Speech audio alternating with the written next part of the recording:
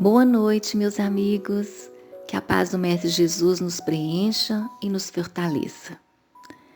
Emmanuel nos convida hoje a refletir sobre o tema pecado e pecador, capítulo 122 do livro Pão Nosso.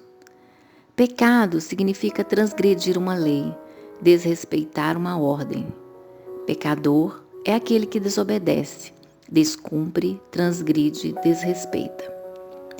O versículo usado por Emmanuel para este tema está na terceira carta de João, onde ele diz: Amado, não sigas o mal, mas o bem. Quem faz o bem é de Deus. Quem faz o mal não tem visto a Deus. Terceira Epístola de João, capítulo 1, versículo 11. Interessante essa colocação de João. Ele não fala que quem faz o mal é uma pessoa má. Ele simplesmente diz que é uma pessoa que está afastada de Deus. E João escreve essa carta para Gaio, um membro fiel da igreja de Corinto. Existia nessa cidade um outro líder religioso chamado Diótrefes. Gaio era fiel aos ensinamentos do mestre e esforçava-se em cuidar dos missionários que viviam viajando para anunciar o evangelho, e ele acolhia-os com afeto e gratidão. Já Diótrefes era aquele que conhecia a mensagem superficialmente e por isso sempre batia de frente com João e com todos que tentavam fazer a coisa certa. Então João envia uma mensagem de encorajamento para Gaio, cumprimentando-o pelo excelente trabalho realizado e alertando-o contra as investidas desanimadoras de Diótrefes, que deseja ser o maior da igreja. Alerta-o para permanecer fazendo o bem e acolhendo aqueles que ainda não cumpriram com seu dever no Cristo. E este é um convite do Evangelho para a nossa reflexão de hoje. Sabedoria para discernir entre o que é bem e o que é certo, daquilo que é o mal e o errado nas leis de Deus. Muitas vezes o bem vem disfarçado de mal. Nossa necessidade em querer que as coisas aconteçam do nosso modo é que nos impede de perceber. Isso acontecia à época de João e acontece ainda nos nossos dias. Vejamos os comentários de Emmanuel para esse versículo. Amado, não sigas o mal, mas o bem. Quem faz o bem é de Deus, mas quem faz o mal não tem visto a Deus. Emmanuel começa dizendo o seguinte: a sociedade humana não deveria operar a divisão de si própria, como sendo um campo em que se separam bons e maus, mas sim viver qual grande família em que se integram os espíritos que começam a compreender o Pai e os que ainda não conseguiram pressenti-lo. Vejamos que Emmanuel está querendo nos dizer que a sociedade humana, ou seja, cada um de nós, não deveríamos atuar na divisão, na crítica, nas palavras desanimadoras, e sim na união de todos, exercitando o acolhimento e a compreensão. Em nosso convívio, como temos nos comportado? Temos usado da concórdia, da união, do entendimento? Sabemos compreender aquele que ainda está na infância espiritual, acolhê-lo e não julgá-lo? Claro que as palavras maldade e perversidade ainda comparecerão por vastíssimos anos no dicionário terrestre, definindo certas atitudes mentais inferiores. Todavia, é forçoso convir que a questão do mal vai obtendo novas interpretações na inteligência humana. Graças a Deus estamos evoluindo, não é mesmo? Ou será que somos daqueles que acham que o mundo está a cada dia pior? É bom lembrar que estamos no processo de autoconhecimento e descoberta de nós mesmos. Mesmo com o desejo sincero de fazermos o certo, ainda vamos nos deparar com algumas atitudes e pensamentos de maldade e vamos sentir vergonha por isso, porque já estamos despertando.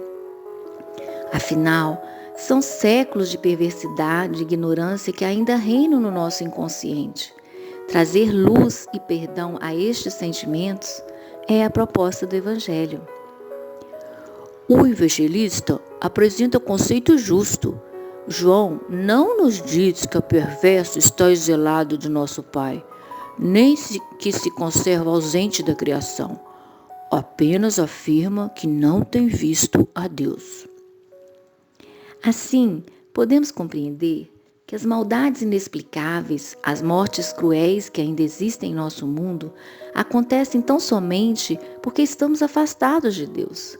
Quem traz espiritualidade dentro de si tem muito mais chance de estar próximo das realizações do bem.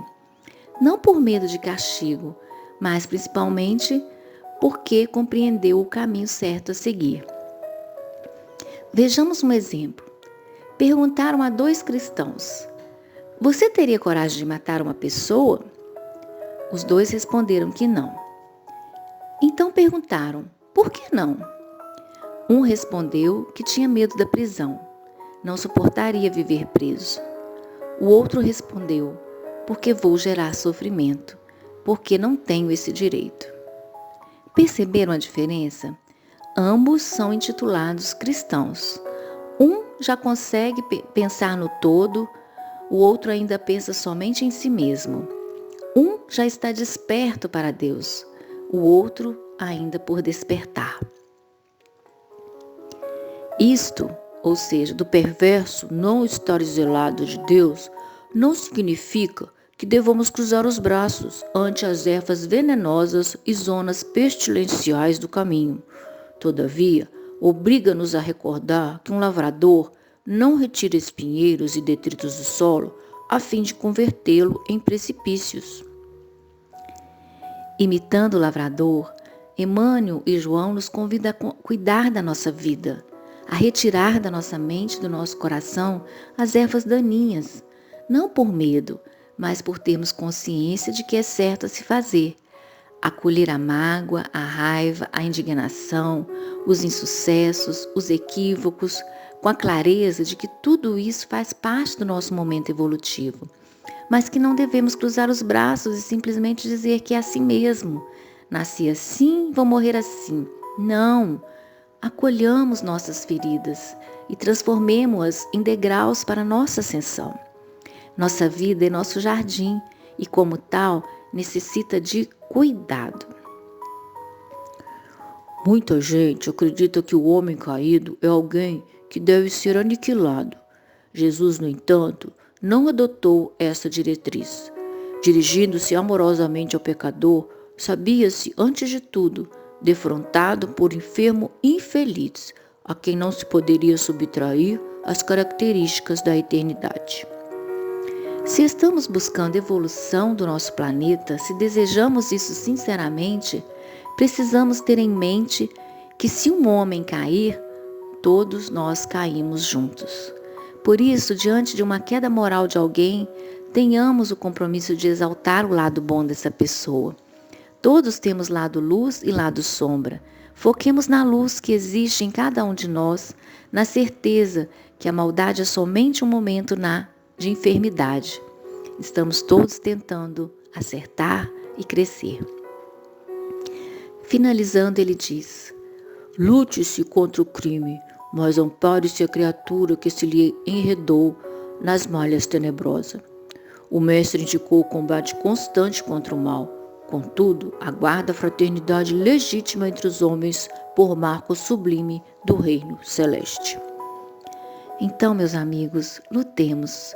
Lutemos em favor da paz, da união, do entendimento e cuidemos uns dos outros nos momentos de queda. Jesus disse: quem estiver sem pecado, atire a primeira pedra. E o que aconteceu? Todos se retiraram de fininho, envergonhados. Se essa pergunta fosse feita hoje a nós, faríamos o mesmo, sairíamos de fininho. Que estejamos atentos ao nosso comportamento, às respostas que damos diante de algum assunto. Temos tentado compreender e sermos justos com as notícias que nos chegam? Quando alguém nos traz um boato, estamos exercitando o silêncio e tentando acolher o fato com ponderação e respeito? No ambiente de trabalho, no lar, temos nos esforçado em acolher e compreender as falhas diárias? Tem muita coisa para a gente refletir sobre esse tema. O segredo é nos mantermos ligados aos bons exemplos do Evangelho. Ter o hábito de ler e refletir todos os dias. Só assim vamos nos conhecendo e percebendo aquilo que fazemos no automático e que precisa ser alterado em nosso comportamento. Nossa essência é divina, pura, límpida, sem manchas. Jesus veio para nos fazer recordar disso. Cuidemos da nossa casa mental, cultivemos em nossas mentes e nossas atitudes os ensinos do Cristo. Tudo aqui é tão passageiro. Distanciamos de Deus quando deixamos a persona, o ego, falar mais alto que a nossa essência. Aproveitemos desta encarnação para nos conhecermos melhor, nos fortalecermos na verdade do Cristo e sermos mais livres. Quanto mais compreendermos as consequências do pecado, ou seja, do descumprimento das leis divinas, mais livres e felizes seremos.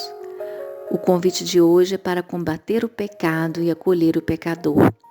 Neste exercício, vamos desenvolvendo as virtudes necessárias para a nossa iluminação. Que Deus nos abençoe e nos ajude nesse processo de despertamento. Luz e paz a todos vocês. Abraço carinhoso. Fiquem com Deus.